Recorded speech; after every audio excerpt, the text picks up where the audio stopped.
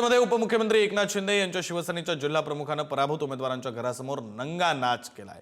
जिल्हा प्रमुख उमेश मुंडे यांचा मुलगा योगेश मनपा निवडणुकीमध्ये विजयी झाला। त्यानंतर प्रतिस्पर्धी उमेदवार दीपक पाटील यांच्या घरासमोर जाऊन मध्यरात्री जिल्हा प्रमुखांनी फटाके फोडले। इतकंच नाही तर मध्यधुंद अवस्थेमध्ये असलेल्या मुंडे यांनी भाजपच्या उमेदवाराला तुझा संतोष देशमुख करतो अशी धमकी दिल्याची तक्रार दीपक पाटील यांनी पोलिसात दिली आहे। मात्र पोलिसांनी शिंदेच्या शिवसेनेच्या जिल्हा प्रमुखाला पाठीशी घालत त्याच्यावर अदखलपात्र गुन्ह्याची नोंद केली।